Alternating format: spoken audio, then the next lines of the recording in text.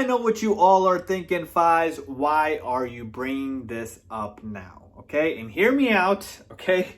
We're at a premium for content right now with obviously no live sports.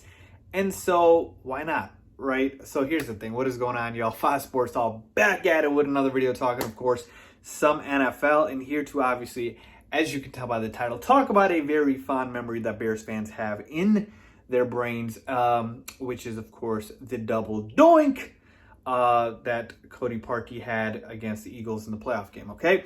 And I wanted to talk about, what would happen if Cody Parkey reverses history and makes that kick, like he should have, by the way, and the Bears advance to play the Rams in the next round, right? Do the Bears then win Super Bowl 53 if Cody Parkey makes that kick? That's what I wanted to talk about. And here's the thing, folks. Look, again, I don't want to bring up bad memories. I usually am the guy that wants to move forward. I hate talking about the past. But again, I'm just making an exception here because, again, like I said, no live sports right now to talk about. And so this was something that I thought was interesting, okay? And this was actually something that I actually did not think of. I saw this an article, so I want to give credit to that article. It was, I believe, by NBC Sports who posted it, and JJ Stankovitz is the writer who talked about this. And so I'm going to talk about what his findings are, and then also I did my own findings on this. And so we will talk about if Cody Parkey makes that kick, we go back in time, and he makes that kick, what ends up happening. I'm sure a lot of you guys, Bears fans, have thought about this question, right? Do we end up winning the Super Bowl? Do we get to the Super Bowl? Do we get to the NFC Championship game? What happens if Cody Parkey makes that kick? Because it changed a lot of things for the Bears. So, with that being said, if you're new to the channel, make sure to go ahead and subscribe. Make sure to go ahead and follow me on my social media accounts. The links down below as always. Let's get started. So, let's get started, shall we? As you can see the whiteboard behind me where I'm going to be depicting the scenarios, if you will, if Cody Parkey makes that kick. So, let's start there, obviously, right? The infamous double doink, which would now never exist because Cody Parkey does what any competent kicker does and makes that damn kick, okay? So Cody Parkey, makes a kick, and so the Bears, taking you back to 2018, beat the Eagles by a score of 18-16, right? Because they lost 15-16. And we all remember Mitch Trubisky had that pass to Allen Robinson to set up the Cody Parkey kick. We actually, funny enough, he's now on our team. We played Nick Foles. He was the quarterback on the other team. We had another former Bear, Alshon Jeffrey. So, again, the Bears that year went 12-4, won the division. And let's say they win this game. They beat the Eagles 18-16. So now what would have happened is the Bears would have played the Rams, okay? You would have had the Bears versus the Rams. This is because of how the record would have set up in terms of matchups and whatnot, and the Rams would actually have home field because they had the better record. They were 13-3. The Bears were 12-4. So we would have had to play at the Rams Stadium in LA instead of at Soldier Field. Now, when we're talking about this matchup, whether or not the Bears would have beat the Rams, again, Rams would have been at home. In the article, JJ went through this website, which is called What If Sports Simulation, and he basically simulated this game. He did it 25 times, and I want to share his results because I did it as well, okay? So he simulated this game. So you basically, on the site, you guys can go do it too. Just Google it. You can basically put the team, so you can pick the 2018 Bears, the 2018 Rams. You can pick who has home field advantage. You can set the conditions. So this was in LA, again, late in the year, December-ish, whatever. And so obviously I put down all of the factors there, home field and whatnot. And so JJ did this simulation 25 times, and this is what he got for his results. 13 wins for the Rams, 12 wins for the Bears. Now keep in mind, the Bears did beat the Rams that year in Chicago, but again, remember, it was cold that game. Jared Goff was awful. The Rams really were impacted by the weather, it felt like. But obviously, the Bears, to their credit, won that game. So they showed they could beat the Rams. But again, since this is in LA, maybe it would have been a little different, but I guarantee you a lot of Bears fans would have traveled to LA as well. So I'm not saying they don't exactly have the greatest home field advantage. Okay, so in JJ's model, you had 13 wins for the Rams and 12 for the Bears. Very close, right? So you can definitely see it. When I ran the simulation, I did it 2 times. I did it 25 times, and then I did it 45 times. Yeah, I went through a lot of work for this one. So if you do it, so I'll put it over here, 25 times, you had 11 wins for the Bears and 14 for the Rams.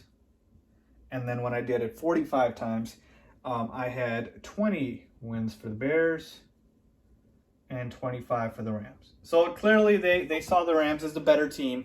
And again, in terms of record, they were. But I would venture to say that the Bears could legitimately beat the Rams. Now, obviously, home court advantage, better record, favored them. But I believe the Bears would have had an opportunity. And again, pretty close here, right? We're not that far off. It's not a complete mismatch. So let's say, just for argument's sake, the Bears do beat the Rams, okay? And they move on. Who would they have played after that? They would have played the New Orleans Saints, okay? So let's go here to number 3, which would be the Bears versus the Saints, okay? This would, again, be home field advantage to the Saints because they had a better record, 13-3, compared to the Bears' 12-4 record. So we would have had to play in the Superdome in New Orleans, okay? So the Saints, Bears, what does the simulation number say? This one does not go as well or as close as the Rams one was. So in JJ's model, it went 15 for the Saints, 15 games. He did it 25 times and 10 for the Bears. And then when I did it, mine really didn't go that well, actually. So it was 6 for the Bears and 19 for the Saints. Yeah, I couldn't believe it again. This is after 25 games. And then after 45, 16 for the Bears and 29 for the Saints. So clearly, according to the simulation, the Saints were the better team. And again, they I believe, were overall in terms of roster. But remember, the Rams beat the Saints that year, obviously on a horrific officiating call, so the Saints should have won that game. So again, the simulation saying the Saints winning doesn't surprise me. Do I wish it was a little closer? Yes. But again, that is what the simulation says, okay? And the Saints, to me, did have the better roster. Now, again, the Bears could have been hot at that time. Anything could have happened, right? So you never want to say never. But if you are looking at this and you are saying, okay, Bears beat the Eagles, they move on. The Rams one is close. Give it to the Bears because they did show they can beat the Rams. The train probably stops here. You probably don't beat the Saints unless, of course, we get lucky like the Rams did with that bogus officiating call. We all know that pass interference call. So, again, it stops here at the NFC Championship game. Probably make the championship game, but we probably lose to the Saints. But here's the thing. I'm going to continue just for you guys in case you guys are wondering. So, again, the train would have stopped here at the Saints, most likely. But let's just say the Bears beat the Saints because I just was wondering what happens if the Bears beat the Saints and get to the Super Bowl. And the results were kind of interesting. So let me erase this and show you guys what would have happened here. In the Super Bowl, the Bears would have played the Patriots. So Bears versus Pats. And if you remember, in 2018, the Bears already had played the Patriots, and they lost a very close game, 38-31. Okay? 38-31, and that was only because Mitch Trubisky threw a Hail Mary pass that Kevin White caught at the 1-yard line and couldn't get in, or else it would have been a tie game. That's how close the Bears were to beating the Patriots that year. The Patriots were actually 11-5, so they had a worse record than the Bears, but of course it's the Super Bowl, so obviously you're playing at a neutral field, right? So let's do the simulations again, and let's see what happens. So JJ did his simulation for this, and he got 14 wins for the Bears compared to 11 wins for the Pats, okay, in 25 simulations. So when I ran the simulation for the Patriots-Bears after 25 simulations, it gave the Bears 17 wins and the Pats 8 wins. And then after 45 simulations, it gave the Bears 33 wins and just 12 for the Pats. So it gave the Bears the convincing edge in the Super Bowl over the Patriots, okay? I did it 45 times, folks, so I did it more times than JJ did, and even he got more Bears than Pats. So funny enough, it says that if we get to the Super Bowl, we beat the Patriots, unlike the Rams, who obviously did not. They weren't even that close, and we would have won.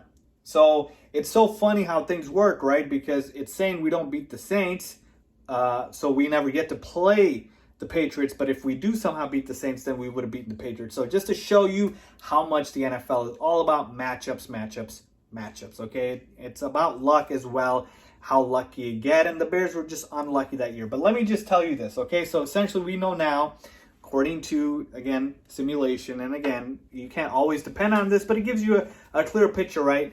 The Bears basically probably get to the NFC title game and lose to the Saints, okay?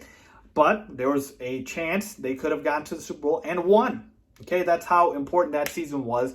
But also, let me just point out the fact of how different things would have been if Cody Parkey makes the kick, not just from this perspective, but from the Bears players' perspective.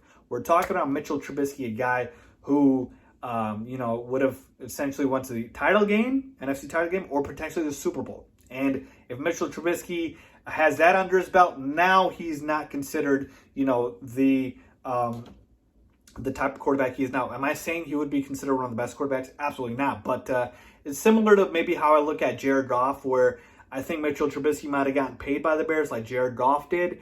And, he'd be considered a decent starting quarterback versus now everybody considers him an absolutely awful starting quarterback, right? That's what the consensus is. And so you take a look at that. Cody Parkey's career would not have derailed like it did. Now, obviously, he did get a job after that, but that's what he's known for. He's infamous now for the double doink.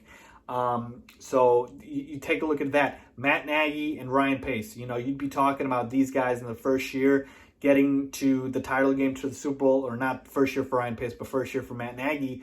Matt Nagy would be up in the class of Sean McVay, where Sean McVay is considered one of the best head coaches. Matt Nagy would be considered in that class with Sean McVay. So just to give you an example here of how different things would have been. But basically, the answer to the question is the Bears probably get to the NFC title game and lose to the Saints. And if they get somehow lucky, they beat the Saints, they probably win the Super Bowl. So there you have it, folks. Hopefully that helped explain the question of do the Bears win Super Bowl 53 if Cody Parkey makes the kick. So let me know what you guys think, if you agree or disagree. As always, thanks for watching.